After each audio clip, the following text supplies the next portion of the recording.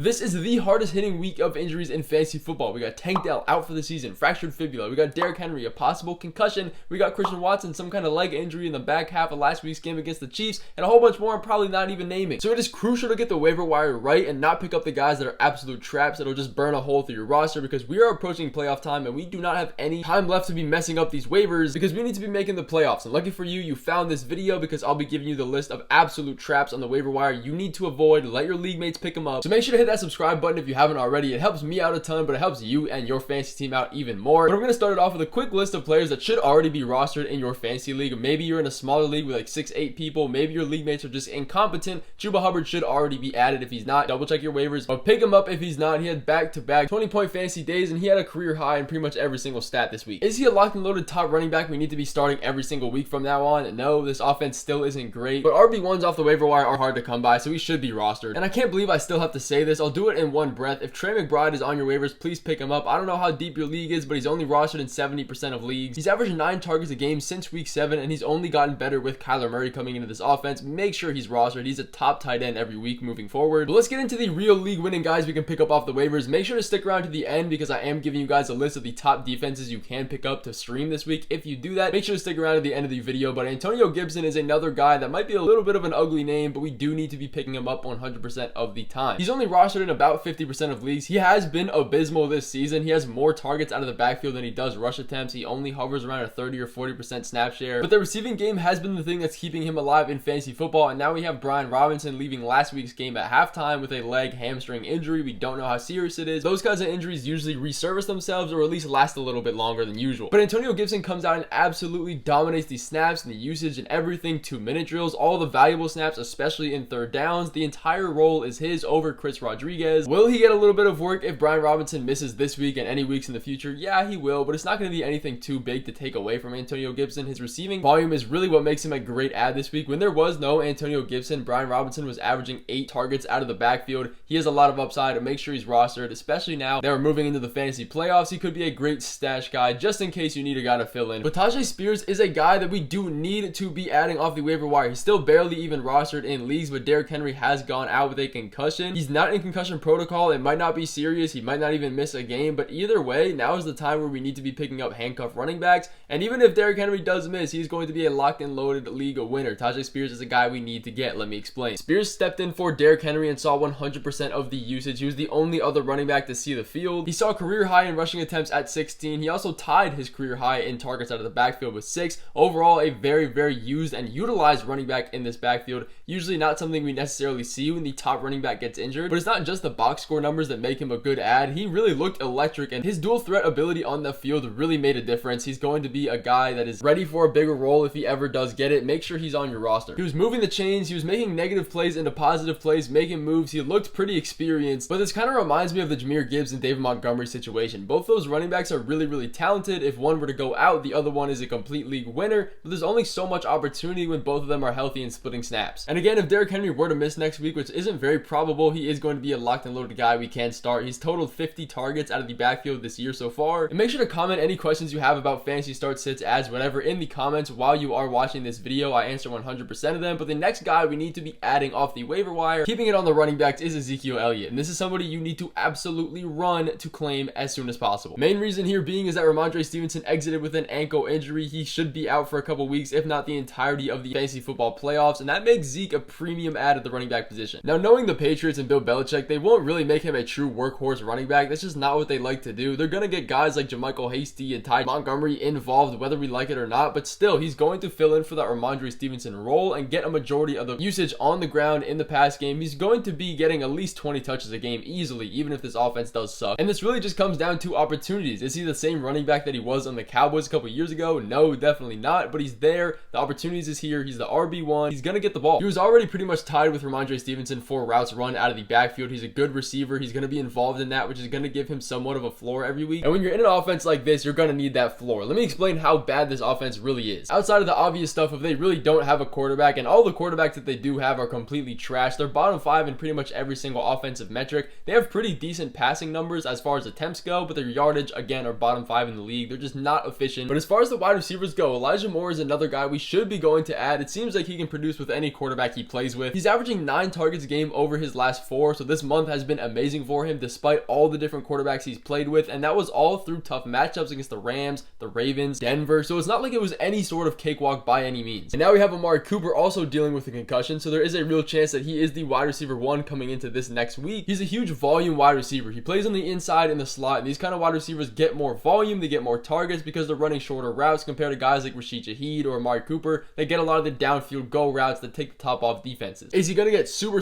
valuable targets and dynamic runs and all this kind of stuff? No. But then again, we have Joe Flacco starting at quarterback. Is he going to make those insane passes? Probably not. And he looks like one of the better quarterbacks this Browns team has had over the past few weeks. Surprisingly, a 38-year-old Joe Flacco looks a lot better than a lot of other people. He had 44 pass attempts, over 250 yards, a couple touchdowns, pretty decent. And this wide receiver core with Elijah Moore has one of the easiest schedules for the remainder of the season. He is a locked and loaded flex play, if not a low-end wide receiver 3. But Noah Brown is one of the more interesting adds of this week. Tank Dell, again, unfortunately, is out for the season with an injury. He's not going to be playing, which means Noah Brown is coming into that wide receiver 2 role. He was on an absolute tear after their bye week before he got injured again. He was averaging 100 yards a game. Were these really deep passes and breakaway plays? Yes, but he's still efficient, he's dynamic, and he can produce in this offense when he is the wide receiver 2 second option. But then he got injured again, came back this week, had an 81% snap share, and didn't really make much noise at all, not catching a pass. But again, the opportunity is here. When you have a guy like CJ Stroud passing over 35 pass attempts on average a game with 300 yards and a couple touchdowns, you're going to be pretty well off. This offense is first in passing yards in the entire NFL, despite all 3 of their wide receivers dealing with injuries coming in and out of the game, not really having a full healthy squad. They're 8th in passing touchdowns. They're really efficient in the red zone as far as passing goes. This is just a good offense overall that you want to be on if you're a second option elevating because of injury. He does have one of the tougher remaining schedules against the Jets this week and then Cleveland in week 16, but he's still a guy that should be added regardless. But building off that, if you still need a tight end, which a lot of people do looking at the tight end market this year, Brevin Jordan is a filling guy that you can add for the next few weeks. Let me explain why. This is a tight end for the Texans that has cemented himself as the tight end 1 with no Dalton Schultz. He was missing this game with a hamstring injury. Again, hamstring injuries tend to linger. They can come back. So he comes out with 4 targets for 64 yards. Now, obviously, if Dalton Schultz does come back healthy this week, we're not going to be adding him. You don't really need to pick him up. So watch that situation. I doubt that many people are going to run to pick him up this week. But if he were to miss next week and any other extended period of time, we now know that Brevin Jordan is the clear-cut tight end 1 because they have a couple other tight ends on this team, but they're not going to be involved. They're not pass catchers. He saw a 75% snap share. He was on the field blocking, receiving. He was running a good amount of routes. And the real great thing here that makes him a good add if Schultz were to not come back is that Tank Dell is out for the season. This is going to elevate all the other pass catchers to get more targets on average. This is 10 targets that's essentially out for grabs. This is an offense that doesn't condense its targets. They're not all going to go to Nico Collins or even Robert Woods. Some of them are going to go to the tight end position. We already saw Dalton Schultz getting a little bit of a good target share on his own. And again, when you're passing 40 times a game with over 300 yards, there's going to be time for you to get the ball. But as far as quarterbacks go, for some odd reason, if Jordan Love is still on your waivers, go off this video and check it right now. Make your number 1 claim Jordan Love, please. There are so many people dealing with quarterback troubles, not having one, bye weeks, injuries, whatever. This guy's rostered in 60% of leagues, which should be a lot higher, and he's had back-to-back, almost to back 4 20-plus point performances. He has been on an absolute tear. He's thrown 10 touchdowns in the past 4 games. He's a top 10 guy in passing volume and attempts this year, and this is great to see in fantasy football because he has the high passing volume that makes him efficient. This is why Sam Howell is a good fantasy option, even if the team isn't great, and he does have a little bit of rushing upside as well to give him a little bit more extra fantasy points. But he has one of the easiest schedules for the rest of the season from now on, which is great if you need a guy for the fantasy playoffs. It is a cakewalk. You got the Giants this week coming up, who are pretty much bad on every single term. The Buccaneers the week after that, who allow the second most points to wide receivers and quarterbacks this year, and then the Panthers after that. They are a little bit tough against wide receivers, but no means an impossible team to pass on. The Vikings come up after that. It's just all good passing volume. This team is only getting healthier. Hopefully Aaron Jones can actually come back. Christian Watson did come back, but he did get injured, but they do have Romeo Doubs, Jaden Reed, a lot of young guys stepping up that have some kind of rapport with Jordan Love already. If you guys are struggling, he is a great plug and play guy that you can start in the fantasy playoffs because of his schedule. But as for the promised list of defenses we can go pick up off the waiver wire if you're streaming or just want to change, the Texans are a great one. I know we've been talking about them a lot this week, but we are targeting bad matchups. This is a perfect one for the Texans because they get the Jets offense, which is one of the worst in the NFL. Let me explain why with all the numbers and statistics. Coming into this week in the NFL, the Jets have one of the lowest implied team totals at 15 projected points. That is terrible. It's not really a surprise that the betting lines and everybody else has the Jets projected to be one of the worst offenses in the NFL and will continue to be. And we've been targeting teams that played the Jets over the past few weeks, and it has been definitely paying off for us if you do stream off the waivers.